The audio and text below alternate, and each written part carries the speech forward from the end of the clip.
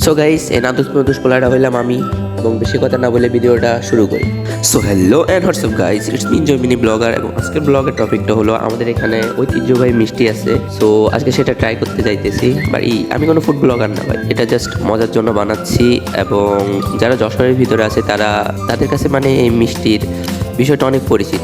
So বেশি কথা না বলে তাড়াতাড়ি বেরিয়ে পড়লাম আমার ডিস্কো বাবু এবং সাথে একটা নাদুস বন্ধুকে নিয়ে। সো গাইস যেতে দেখি আমার ডিস্কো বাবু টাঙ্কি প্রায় খালের দিকে। সো ডিস্কো বাবুকে তাড়াতাড়ি ফুল চার্জ দিয়ে আবারও রওনা হয়ে গেলাম এবং দেখতে দেখতে চলে আসলাম জামতলার মিষ্টি। আসলে এই জায়গাটা জামতলার মিষ্টি বলতে বিখ্যাত, সবাই এই নামই চিনে। সো গাইস আমরা যে রেস্টুরেন্টে খেতে আসলাম সেই রেস্টুরেন্টের নাম হলো সাদেক গোল্লা। এটা এখানে নতুন।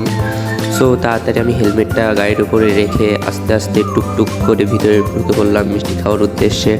মিষ্টির লোভ বেশি সামলাতে না পেরে তাড়াতাড়ি বসে পড়লাম এবং এখানে এসে একটা ভিউ দেখলাম। উপরে দেখেন কত সুন্দর লাভ একদম। এটা দেখতে দেখতে আমাদের মাঝে তাড়াতাড়ি মিষ্টি প্রদর্শন হয়ে গেল। আমি মিষ্টি অর্ডার দিয়ে দিলাম, মিষ্টি নিয়ে আসলো এবং মিষ্টিটা ট্রাই করতেছি আর বন্ধুদের সাথে মজা করতেছি যে আসলে এই জিনিস মানে মিষ্টিটা অনেক মজা। সো গাইস হাসি ঠাট্টা করতে করতে কখন যে খাবার শেষ হয়ে গেল নিজেও টের পেলাম না।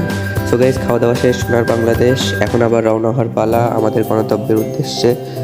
সো দেখেন আমার নাদুস ফ্রেন্ডটাকে, দিস ইজ মাই ক্যামেরাম্যান এবং সে আমার খুব ভালো একটা বন্ধু। সো গাইজ বন্ধুর হাতে তাড়াতাড়ি ক্যামেরাটা দিয়ে আমি হেলমেট পরতেছিলাম, কারণ হেলমেট ভাই সবার জন্যই সেফটি। যারা রাইড করেন, মোটরসাইকেল রাইড করেন, তাদের সবার সেফটি।